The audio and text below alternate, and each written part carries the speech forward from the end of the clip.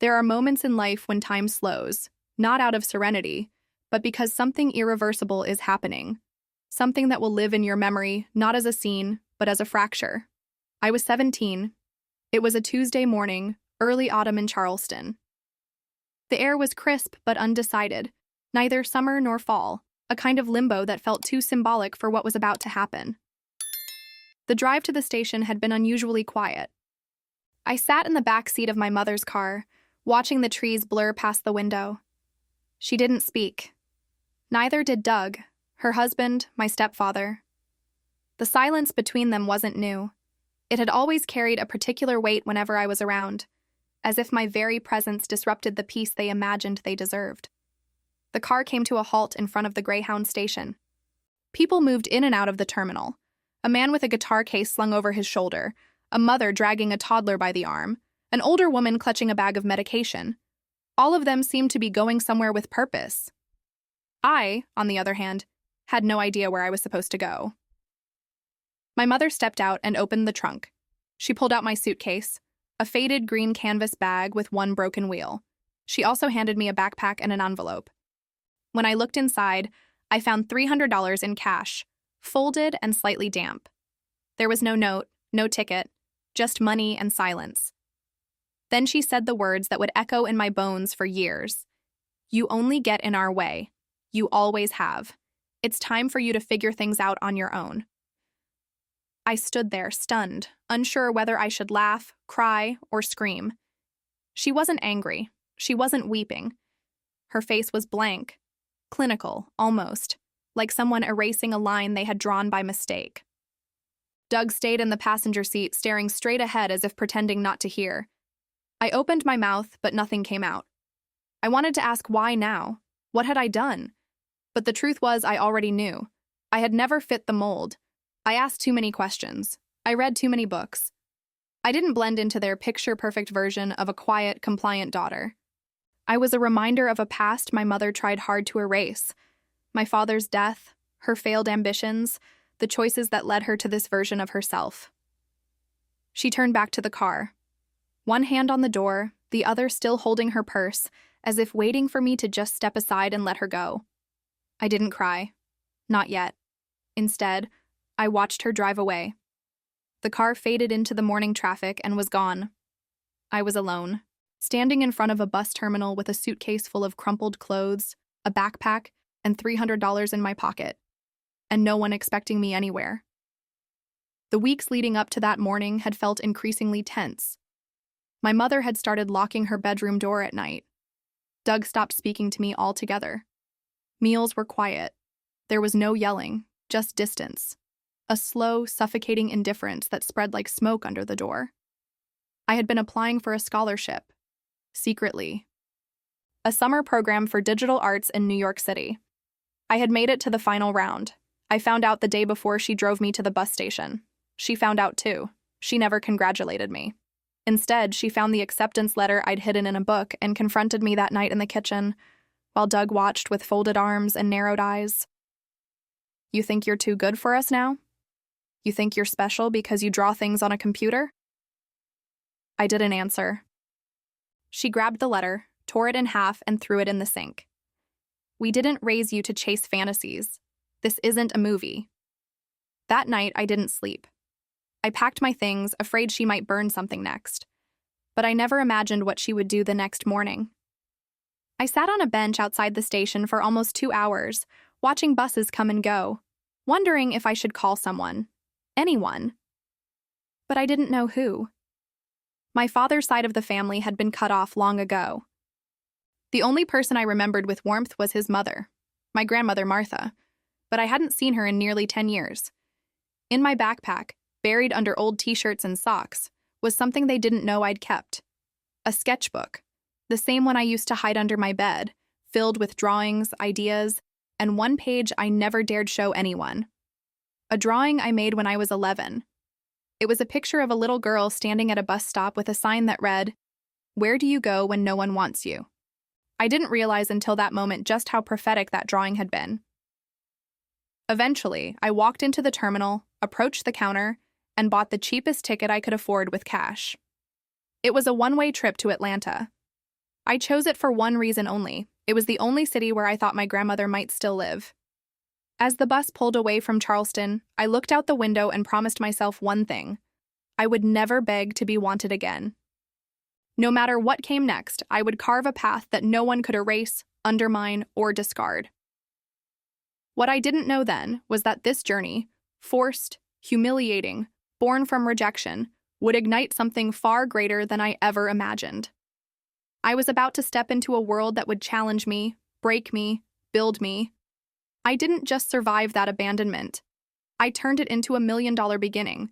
But before any of that, I had to find out if my grandmother would even open the door. The bus to Atlanta was nearly empty. I sat near the back, resting my cheek against the cool window as the Carolina countryside blurred into unfamiliar roads. I didn't speak to anyone. I didn't eat. I barely blinked. My body was there, but my mind was fragmented. I tried to picture her. Grandma Martha. I hadn't seen her since I was 9. Back then, she was warm, with silver hair braided down her back and a voice like chamomile tea. She used to make me paper dolls and let me lick the spoon when she baked cornbread. But my mother hated when I spent time with her. She said Martha was old-fashioned, too soft, too forgiving. When my father died, my mother took that as her cue to sever all ties. Letters from Grandma stopped arriving. Phone calls never came again. It was as if the part of my life that still had color was boxed up and thrown away. But somehow, I still remembered her address. Written in faded pencil inside the back of one of my picture books, from a time when people still believed I belonged somewhere. When I arrived in Atlanta, night had already fallen. The station was loud and too bright, and I had no idea what to do next. I used a few dollars at a payphone to call a cab. Old Midwood neighborhood, I told the driver, reading the address from a torn page I'd saved for nearly a decade. We drove in silence for 20 minutes until the buildings gave way to cracked sidewalks and leaning porches. The streets were darker here, older, untouched by time and ambition. Then we stopped. Her house stood just as I remembered, but older now. The white paint was peeling. The wind chimes on the porch had rusted. A faint porch light glowed, casting long shadows over the steps. There was something hauntingly familiar in the way the vines curled around the wooden railing, like the house hadn't forgotten me. I hesitated. What if she didn't recognize me? What if she didn't want to? But I reminded myself, I had nowhere else. I stepped up and knocked once, then again. No answer.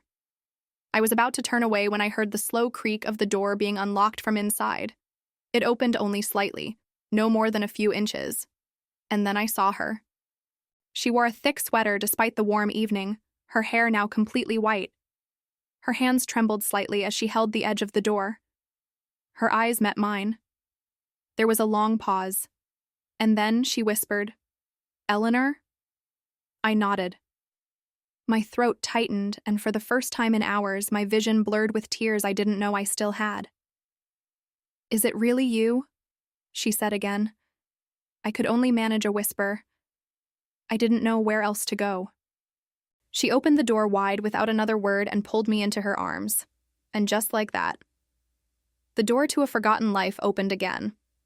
That night, I slept in the same room I used to stay in as a child. Nothing had changed. The wallpaper still had pale stars on it. The small desk by the window was still stacked with old books.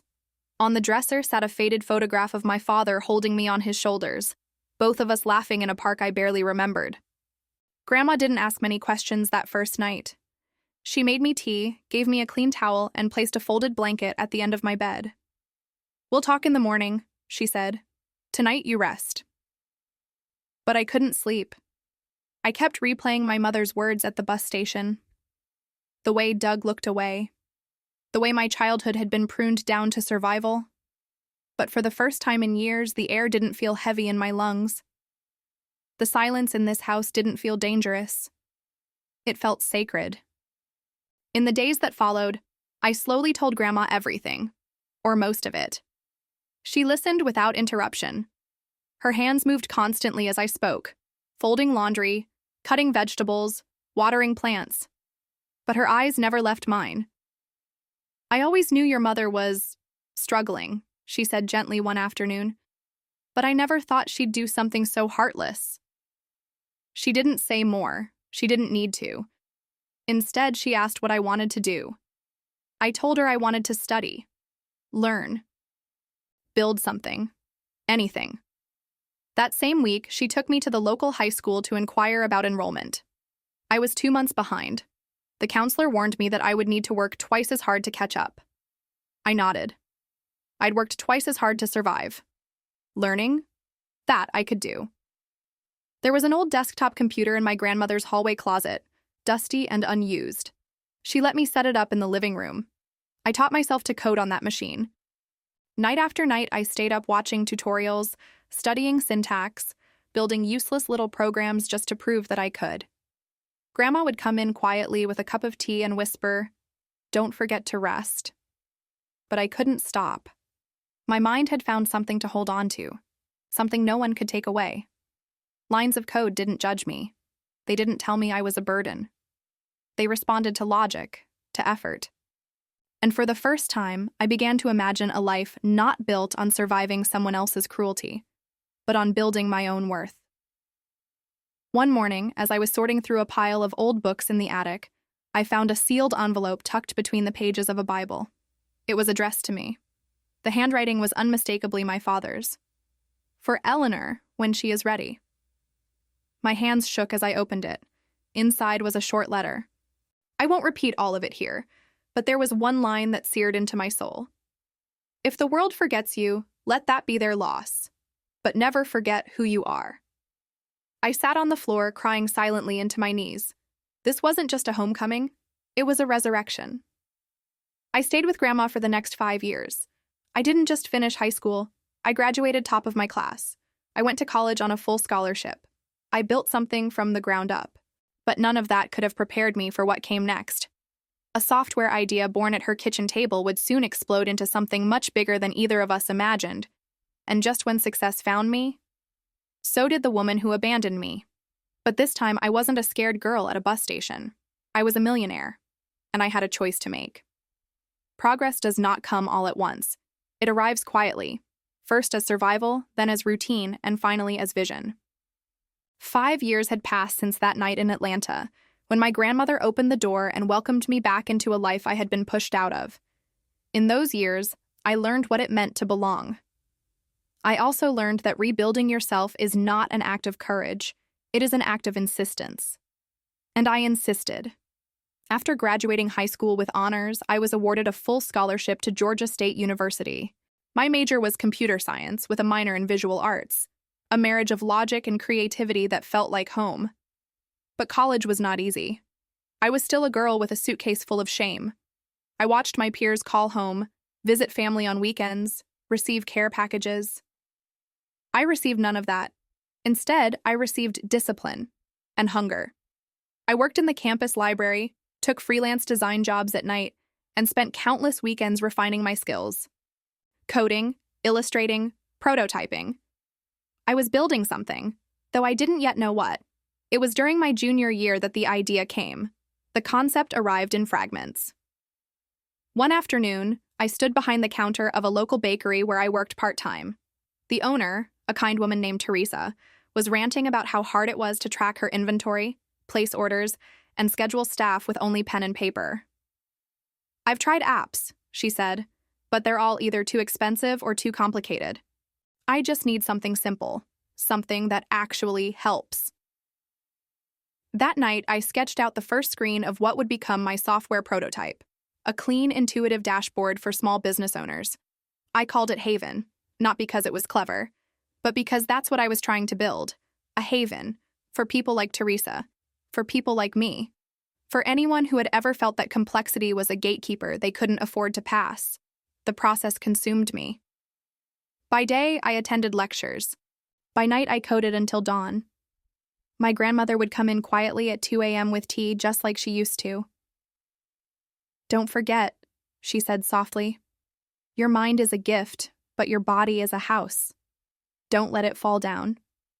I smiled and nodded, but I couldn't stop. Not now. Haven evolved from a concept into a full platform within 7 months.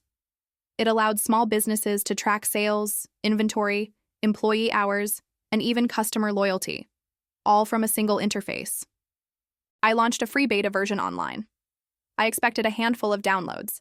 Within 3 weeks, it had over 80,000 users. Within 2 months, angel investors were requesting meetings.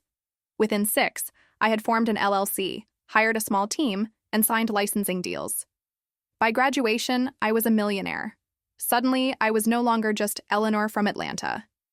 I was Eleanor Hart, the youngest female founder to be listed on Forbes's 30 Under 30 in tech that year. My face was on magazine covers. I gave keynote speeches.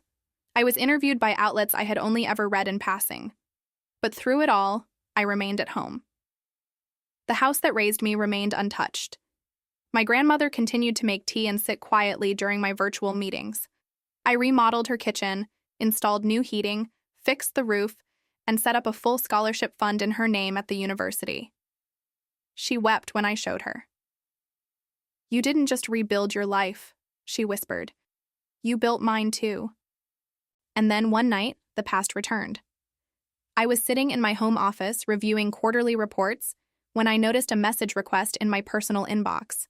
The subject line read, "Hi Ellie, it's your mother." My breath caught in my throat. I opened the message. "I saw you on TV. I'm so proud of you. I know things were difficult between us, but I'd love to reconnect. Maybe we can meet? Talk? Let me know when you're free."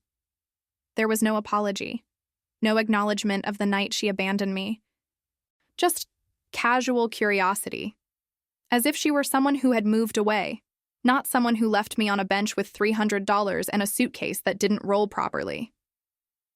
I didn't reply. The next day, she sent another message. "Doug passed away last year. I've been thinking a lot about the past. I miss you." Still, I said nothing, but her messages kept coming.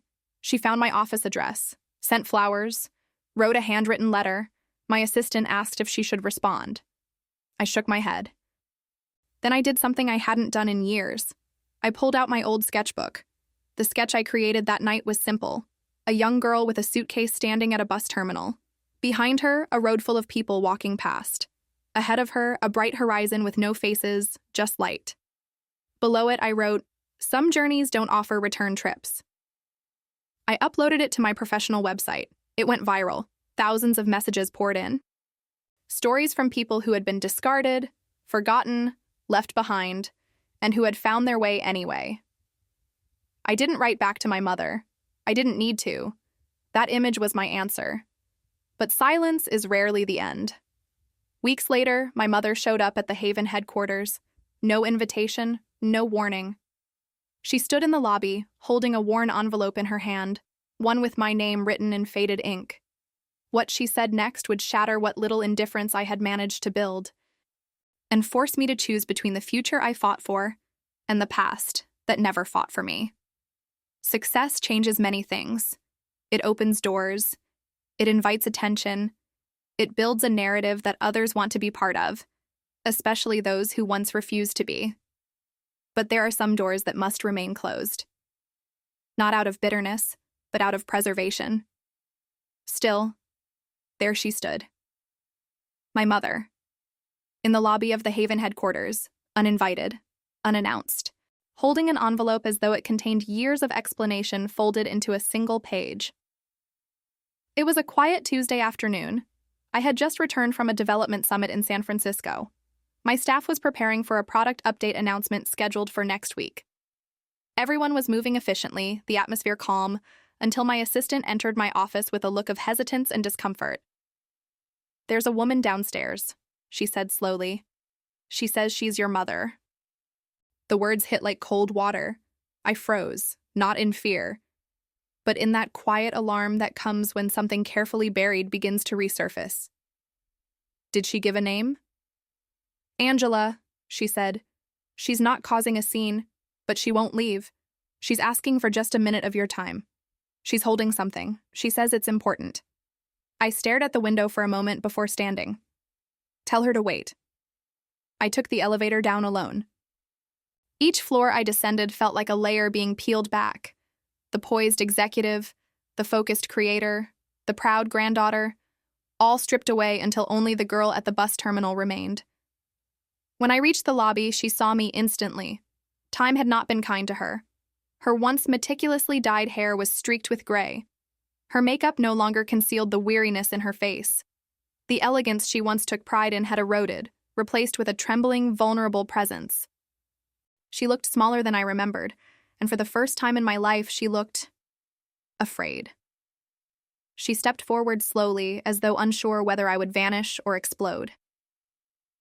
"Eleanor," she said, "you look so grown." I didn't respond. She extended the envelope toward me. It shook in her hands. I didn't reach for it.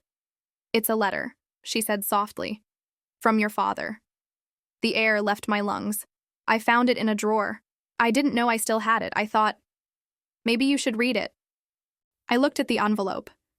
My name written in familiar handwriting, one I hadn't seen since I was 5. It was real. I gestured for us to sit in the private reception room. It was quiet, enclosed in glass, isolated from the eyes of my employees. I didn't want them to see me like this, unraveling, confronting the origin of my pain. We sat in silence for a moment. She placed the envelope on the table between us and folded her hands, wringing her fingers slowly. She glanced around the room, admiring the framed sketches on the wall, my early designs, concept art from Haven. "It's beautiful, what you've built here," she murmured.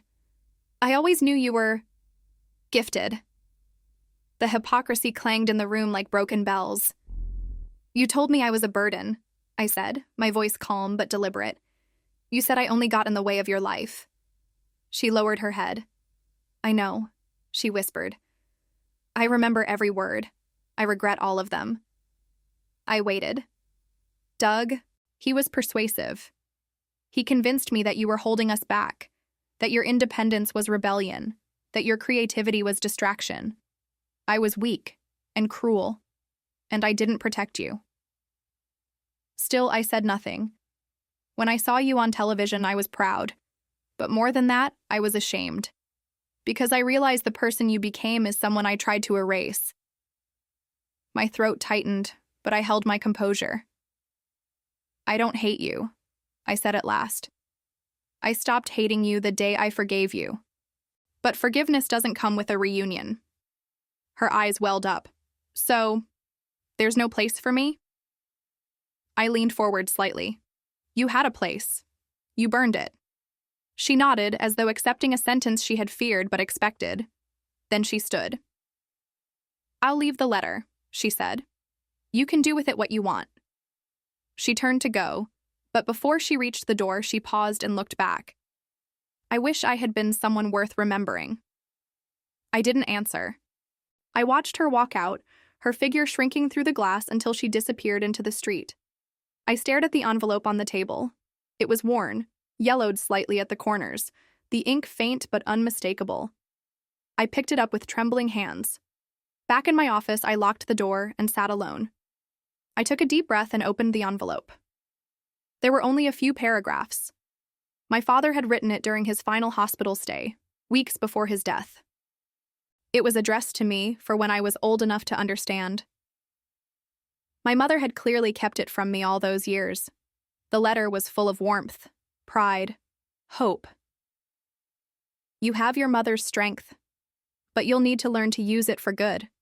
You'll be curious, and you'll frustrate people with your hunger for truth. Don't stop, ever, even if it makes you alone for a while." And then the final line. "If she ever forgets how to love you, remember, I never did." I wept. Not from sorrow, but from relief. Relief that someone, once, had known me before I had to rebuild myself from ash. I kept the letter. Framed it, in fact. Not as a decoration, but as a reminder that even if love is interrupted, it can still echo back through time. But what happened next surprised even me. Because weeks later, my mother did something I never expected. Something that would once again test the boundaries of forgiveness and the meaning of family. And this time, the decision would not only affect me, but my grandmother too. Forgiveness is not always followed by embrace. Sometimes it arrives alone, quietly, like a letter slipped under a door, and simply asks not to be rejected. In the weeks that followed my mother's unexpected visit to Haven's headquarters, life returned to its measured rhythm. I resumed work, met with my development team, and finalized the upcoming product launch. Outwardly, nothing had changed. Inwardly, however, the contents of my father's letter had stirred something deep and unfinished. At the heart of my peace was my grandmother. She remained the constant, unshaken and unwavering. Each morning, she watered her garden. Each evening, she lit a candle beside my father's photograph and whispered something I never asked to hear. One evening, I told her about my mother's visit, about the envelope, about the conversation. She listened quietly, slicing apples at the kitchen counter. When I finished, she placed the knife down and wiped her hands slowly. "Your mother lost herself long before she lost you," she said. "That's not an excuse. It's a truth. And sometimes the truth is not an apology. It's simply a reason." I nodded. She says she regrets it now, that she wants to talk again. My grandmother looked at me with the same patient clarity that had saved me so many years ago. "And what do you want?" I had no immediate answer. I only knew what I didn't want. I didn't want to carry her anymore. Not her silence, not her shame, not her sudden warmth. But something inside me also whispered, maybe there's more to understand before you can finally let go. Instead of responding directly to my mother, I wrote her a short letter, carefully worded, not out of cruelty, but caution. I read the letter from Dad. "Thank you for giving it to me. I have forgiven you. But forgiveness is not a bridge. It is a boundary. Please don't come to my office again. If someday I decide to meet you, it will be on my terms. Until then, I wish you peace." I mailed it. A part of me hoped she would ignore it, that she would fade back into the background, satisfied to be released from the weight of her own guilt. But she didn't. 1 month later, she came again, but this time, not to my office. She came to the house. My grandmother was in the garden when the car pulled into the driveway. I was inside, reviewing design layouts on my laptop when I saw the silhouette through the window, standing still beside her vehicle, holding nothing this time. No envelope, no flowers, just herself. I stepped onto the porch as my grandmother rose from her stool and looked at me. There was no fear in her eyes, only expectation. "You should talk," she said gently. "Not for her, for you." I walked slowly down the steps and stood before the woman who gave me life, and nearly took it from me in every way that counts. She looked at me, hesitant. "I'm not here to ask for anything," she said. "I just wanted you to see that I'm still trying." There was silence between us, and then I spoke.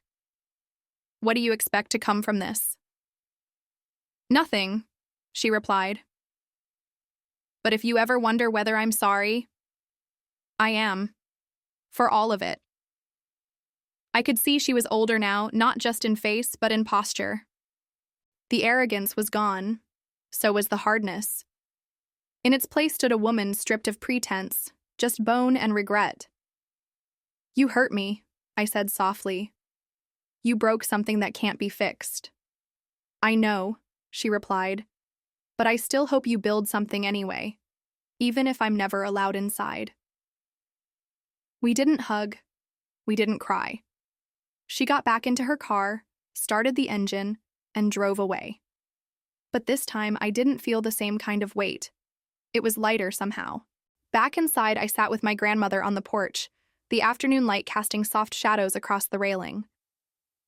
"She's not part of my life," I said aloud, "but she doesn't have to be part of my suffering anymore either." My grandmother smiled. "That's forgiveness. You don't carry her anymore. That's enough." And it was. That evening, I made a pot of tea. My grandmother and I watched the sun set behind the magnolia tree she planted when I first moved in, a symbol of growth. Not fast, not loud, but certain. In the months that followed, I launched a new division within Haven, focused on digital education for young girls in foster care and transitional housing. We named it Ellie's Light, my grandmother's idea. It wasn't just about code. It was about giving voices to those the world had called burdens, the way it once called me. Every time I stood before a group of young women and told my story, I left out one detail: the day I was left at the bus station. Instead, I began with the moment I arrived at my grandmother's door, because some beginnings are more sacred than origins. I never saw my mother again after that day on the lawn. But sometimes late at night I wonder, was she finally able to forgive herself?